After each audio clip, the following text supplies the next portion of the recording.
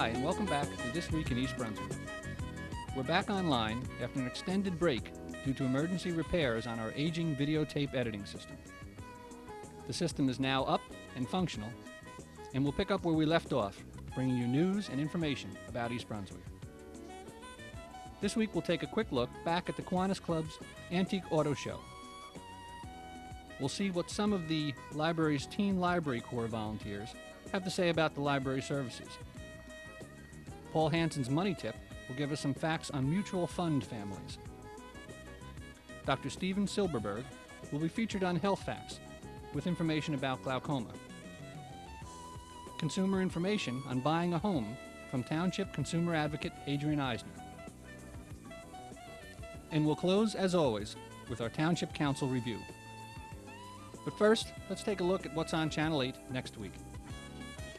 Monday at 10 a.m., Lenore Kulik combines dance and weights for exercise on Look Great, Feel Great. The YWCA nutrition program is featured on Target, which follows at 10:30. Tuesday at 7 p.m., Michael Cart of In Print explores the mystery thriller with author Robin Cook. At 7:30, a look at the life and work of Frank Lloyd Wright on Profit Without Honor. Wednesday afternoon at 3, it's Stories from the Library with children's librarian Carol Phillips. And at 7:30, East Brunswick's bilingual education program on Spotlight on Education. Join us again next Thursday at 7 and 8 p.m. for another edition of This Week in East Brunswick. And just a reminder, our Saturday repeat schedule has resumed and features all the week's programming.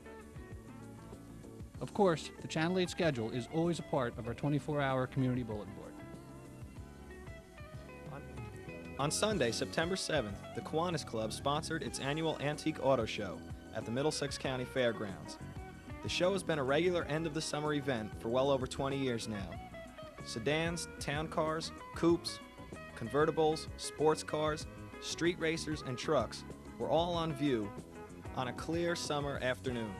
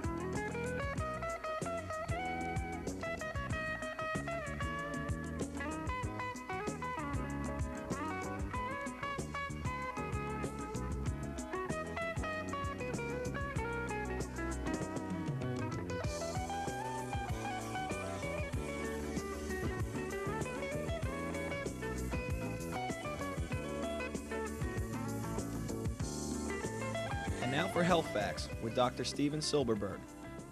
Dr. Silberberg has practiced optometry for 7 years and is currently practicing with eye exam in the eye lab in East Brunswick. Glaucoma is one of the leading causes of blindness in the United States today. It's appropriate to talk about glaucoma when we're dealing with early detection, which is a theme of health facts and theme of healthcare in the United States in the month of September. Glaucoma simply is a disease where the pressure in the eye builds up to the point where it starts damaging the optic nerve. The reason the pressure builds up is because the little channels, the little fluid where fluid flows out, closes down. Now, in glaucoma, we try to treat glaucoma as simply as possible. The simplest treatment is used with drops. If drops don't work, then we use surgical procedures. Glaucoma nowadays, in terms of the surgical procedures, we even use lasers to make it simpler and simpler for patients. The most important thing about glaucoma is early detection. Now, we detect glaucoma by use of an instrument called a tonometer. A tonometer is an instrument that simply measures the pressure within the eye. It measures the pressure within the eye by simply touching the eye very, very slowly with something called an applanation tonometer. Patients sometimes don't like this particular procedure because it involves putting drops in the eye. Other than that, there's another instrument used for the detection of glaucoma, and that's called an air puff tonometer. Patients respond very, very well to this particular instrument simply because it involves not touching the eye, it involves not putting anesthetic in the eye. The problem with glaucoma is that it robs your vision from the side going in. You do not see blurry. So when patients come in and they're detected with having glaucoma, usually they're asymptomatic. That means they feel no pain, they feel no symptoms, and it's usually a surprise to them. That's why it's often called the silent thief of vision. If detected early, glaucoma therapy and glaucoma treatment is very, very effective.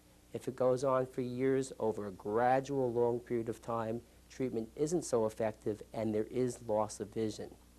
Unfortunately, patients don't come in for regular examinations. Symptoms aren't present so that people with glaucoma often don't know it. Glaucoma is very similar to high blood pressure. It's a very good analogy. People don't know they have high blood pressure. We've been educated in the United States that we should go for regular high blood pressure screenings. I would say the magnitude of the testing and the severity of the testing for glaucoma is about the same. Any doctor of optometry or ophthalmology is required by law to do this testing, and I would say that as a general rule, every year over the age of 35, you should have your eyes tested for glaucoma, and even younger as a baseline reading. This has been Dr. Steve Silberberg talking for Health Facts in East Brunswick.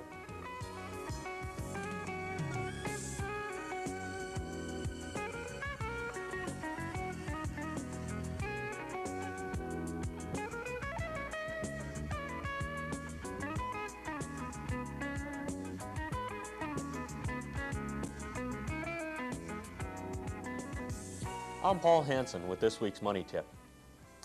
A mutual fund family is a financial institution, as is a brokerage firm or bank. The term family means that the institution offers you choices of individual mutual funds. Taken together, the individual funds are called a family. Each mutual fund family offers one or more of all three basic types of mutual funds: money market funds, stock funds, and bond funds. Each fund type has several categories. Here are some of the parameters you should look for in selecting a mutual fund family. The minimum initial deposit. Choose only no-load fund families. Size of the individual funds. Fourth, telephone switching. Fifth, past performance versus fund type. And finally, conservative and aggressive approaches. There's no one better able to manage your money than you. Make the wise choice. I'm Paul Hansen with this week's Money Tip.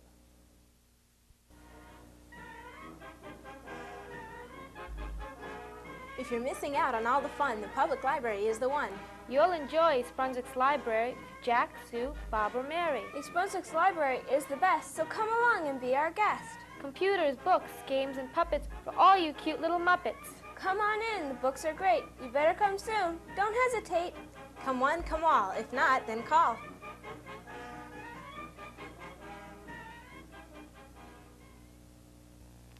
Hello, and welcome to Consumer Aware. I'm Adrienne Eisner, Director of the East Brunswick Consumer Affairs Office. Are you in the market for buying a home? Today we're going to be talking about some of the basics. If you are looking for a house, you can use a real estate broker to help you find one. Brokers have lists of houses that are available for sale, and they will show them to you. If you decide to use a broker, make sure the broker belongs to a multiple listing service, which lists all houses in the area that member brokers have for sale. The broker earns a commission, a percentage of the purchase price, whenever he or she finds a buyer for a house. The broker gets the commission from the seller when the closing is over. The closing is the time when the title of the house changes from the seller to you. Once you have found a house, you will sign a contract of sale. If you have a broker, you will probably sign a standard contract at the broker's office. At a minimum, the contract will say where the house is, who the buyer is, who the seller is, and how much it costs. It should also state the amount of deposit that you have made and a time for the closing. Once you sign the contract, a copy of it must be given to you immediately. You have the right to have a lawyer of your own choosing review the contract within 3 business days after you sign it. If the lawyer thinks that there is something wrong with the contract, he or she can cancel it for you. Whether or not you see a lawyer, there are some clauses which you should make sure are in your contract. First of all, a mortgage contingency clause. This gives you a certain amount of time to get a mortgage. If you cannot get one, you can cancel the contract. There should also be a termite inspection clause. You will have someone inspect the house for termites, and you can cancel the contract if there is termite damage that the seller refuses to repair. You should also include a home inspection clause. You will have someone inspect the house to see if it is in good structural condition, and you can cancel if there is damage that the seller will not repair. To get a mortgage, you should call banks, savings and loan associations, and mortgage companies and ask about their rates. There are different types of mortgages. Some mortgages provide for a fixed rate of interest over a fixed number of years. Others provide for an adjustable rate, which means that the interest can rise or fall as the economy changes. There are also private and government-insured mortgages. If you have a private mortgage, the bank assumes the entire risk of loss in case you fail to pay. These mortgages are known as conventional mortgages and are available only to persons who have a sufficient income and are making a down payment on the house. The interest rate on conventional mortgages is generally a bit higher than the interest rate on government-insured mortgages. Government-insured mortgages are those in which a government agency guarantees that if the person buying the home fails to pay, the government will cover any losses that would be suffered by the bank. The purpose of government guarantees is to make it safe for banks to lend money to lower-income persons who might not otherwise qualify for conventional mortgages. Government-insured mortgages are usually available through the FHA program, the Veterans Administration, and state government mortgage finance agencies. When you apply for a mortgage, you will have to pay an application fee, which may be in the area of $200. Your application will be reviewed and approved based on what you earn and what debts you owe. If you get a mortgage, you may also have to pay points to the lender. A point is equal to 1% of the purchase price of the house. If the lender approves your application, you will receive a mortgage commitment letter.